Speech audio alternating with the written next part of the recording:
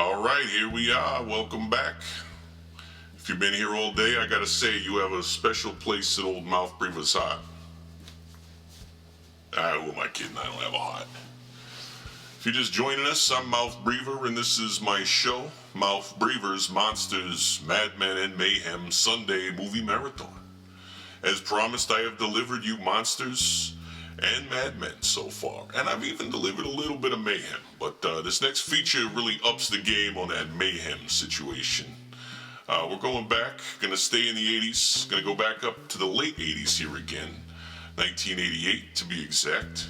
It's an era where it became a little bit trendy to remake these 50s horror movies with these one-word titles, like, John Carpenter gave us The Thing, and then David Cronenberg gave us The Fly. And this next movie was directed by Chuck Russell, and it's called The Blob from 1988. Directed by Chuck Russell, as I said. Chuck Russell met with the writer of this one. There's several writers on this one, but Frank Darabont, I would say, is probably the main one, just from how it is. You just get that feel. They met working on a movie called Hell Night in the early 80s, and they became friends and started working together, and they came up with the idea for The Blob, and they shopped it around Hollywood, took it to all the different studios they could, and none of the studios wanted to have anything to do with it. Nobody was making monster movies at that point. The slasher genre had fully taken over, and good reason. They were cheap to make, and they always made money. Even the bad slasher movies turned a profit. There was no gamble on it. Monster movies, there's a lot more budget to it, and it gets to be more of a gamble. So, yeah, nobody wanted to have anything to do with it, so they took it to New Line Cinema, the house that Freddy built. And New Line didn't want to have anything to do with The Blob either. But they did like the script enough to hire Frank Darabont and Chuck Russell to create what would become A Nightmare on Elm Street 3, Dream Warriors, which was a very successful movie. So as things go, having a little bit of success together, they teamed up, brought The Blob around, found the funding, and they were able to make The Blob for $20 million, which is a pretty high budget for horror movies in that era, without a doubt. $9 million of that goes to special effects alone, so that's really the main thing in this movie that's fun, is the special effects. They're really good. I think they stand up pretty well for the most part. You'll see some stuff is a little hokey, but I think that's partially on purpose as a throwback to the original 1958 version of this movie. That movie, I gotta say, for how popular it is, it's really not a very good movie. I think the only reason it's well known is because its star, Steve McQueen, was a virtual nobody when he made it, and then soon after he became just this huge movie star. Everybody knew his name. I think he probably spent the rest of his life wishing he was never in The Blob, but we will never forget Steve McQueen. Us horror hounds know who you are. So this is just somewhat of an update on that story. They didn't really delve too far from the original idea. There are definitely some big differences, but ultimately it's a big old giant gabagoo that swallows people.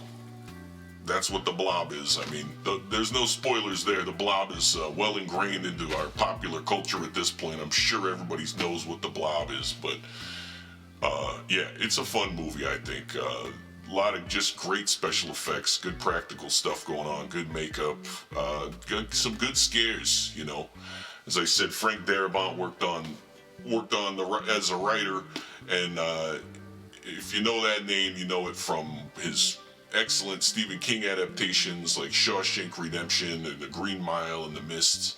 He was really good at adapting Stephen King's work in a way that most people were not all that successful at.